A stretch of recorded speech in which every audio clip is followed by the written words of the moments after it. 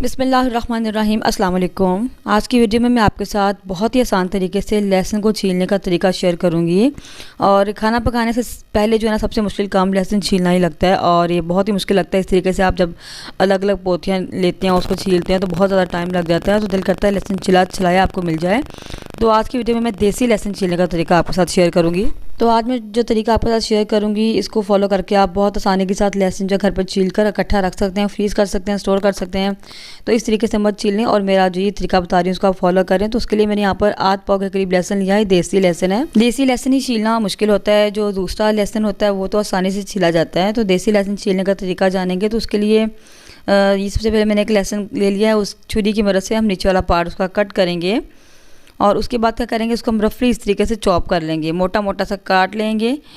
ठीक है, यानी इसकी बैक साइड भी हमने अलग कर लेनी है और फ्रंट साइड भी अलग कर लेनी है। और बाकी के लहसुन को हमने मोटा मोटा रफली काट लेना। चाहे तो आप दोनों साइड्स पहले अलग कर लें और उसके बाद इस तरीके से कटिंग कर लें। ठीक है, और या चाहे तो मैं आपको दूसरा तरीका बता देती हूँ, उस तरीके से भी आप इसको कट कर सकते हैं। तो उसके लिए एक और लहसुन को काट कर दिखाती हूँ। आपने ये जो डंडी वाली साइड है, यहाँ से आपने लहसुन को कट कर लेना है और इस तरह काटने के बाद आपने जहाँ से काटा था उधर से आपने इसको उल्टा करके रख देना है। ठीक है, इसको उल्टा कर देंगे और यहाँ से हम रफली इसको कट कर लेंगे। नीचे वाली साइड भी हम नहीं काटेंगे ताकि हमें आसानी हो जाए इसको कट करने में।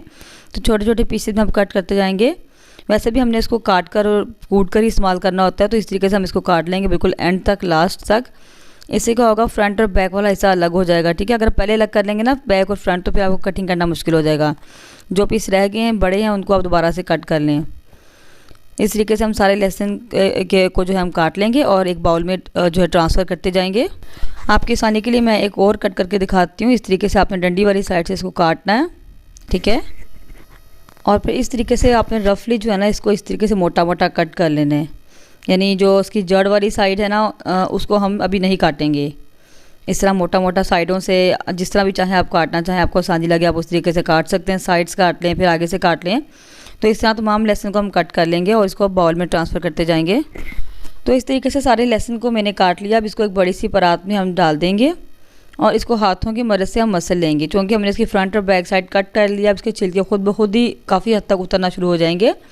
ठीक है, अगर तो ये बिल्कुल ड्राई है ना, बहुत आसानी से उतर जाएंगे। ठीक है, तो इस तरह हाथों से मसलते जाएंगे। आप देख सकते हैं काफ़ी हद तक छिलके इसके उतर रहे हैं, ऊपर से उतर चुके हैं। और इस तरीके से हाथों से मलने के बाद इसको हम छट लेंगे और छटने से क्या होगा, जितने भी छिलके उतरे हैं वो सारे बाहर आ जाएंगे। साथ साथ फूंक मारते रहेंगे ताकि छिलके हल्के होते हैं, फूंक मारने से छिलके बाहर आते जाएंगे। ठीक है, और बीच में अगर कोई लहसुन जो है, कोई छिलका रह गया है, तो उसको हम हाथों की मदद से साथ साथ खोलते रहेंगे, बहुत आसानी से खुल जाएंगे। ठीक है, इसके अलावा मैंने पहले भी जो है 2 बार लहसुन छीलने के बहुत आसान तरीके शेयर किए हैं। आप उसकी वीडियो भी देख सकते हैं। मैं लिंक आपको डिस्क्रिप्शन बॉक्स में दे दूँगी। इनमें से जौन सी रेसिपी या जौन सा तरीका आपको अच्छा लगता है, आसान लगता है, उस तरीक़ों को आप फॉलो कर सकते हैं। तीनों तरीके ही बहुत आसान हैं।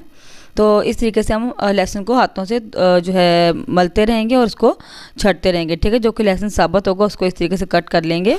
अच्छा, लहसुन थोड़ा थोड़ा होता है गीला, अगर और हाथों को चिपकता है तो उसके लिए मैं क्या करूँगी, 1 टेबलस्पून मैंने कॉर्नफ्लोर लिया है और इसको अच्छे तरीके से लहसुन पे मल लेंगे। इससे क्या होगा, ये हमें हाथों पे चिपकेगा नहीं और स्लिप होकर इसके छिलके उतरते जाएंगे। ठीक है, तो इस तरह 1 टेबलस्पून कॉर्नफ्लोर लगाकर इसको अच्छे से मल लेंगे और मैं इसको सिर्फ और सिर्फ जो है ना 10-15 मिनट के लिए तेज़ धूप में रख दूँगी ताकि थोड़ा सा ये सूख जाए और छिलके इसके आसानी से उतर सकें। ठीक है, तो मैंने इसको धूप में रखा है।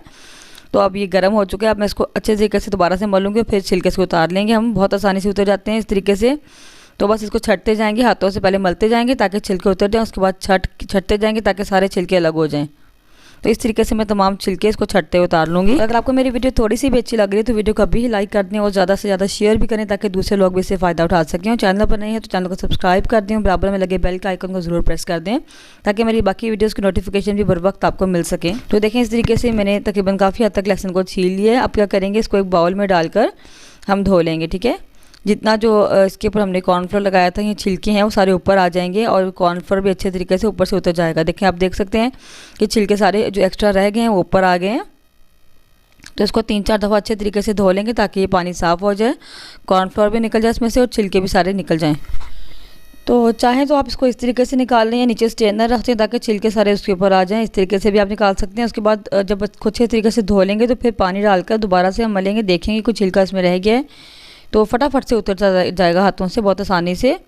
तो इस तरीके से बहुत आसानी से आप जो है काफ़ी सारा लहसुन छील कर इकट्ठे रख सकते हैं, फ्रीज़ कर सकते हैं, और जब खाना पकाना हो तो आप निकाल लें, उसको यूज़ कर लें। बहुत आसान है। इसके अलावा जो 2 रेसिपीज़ या 2 तरीके मैंने पहले शेयर किए हैं उनको भी आप फॉलो कर सकते हैं।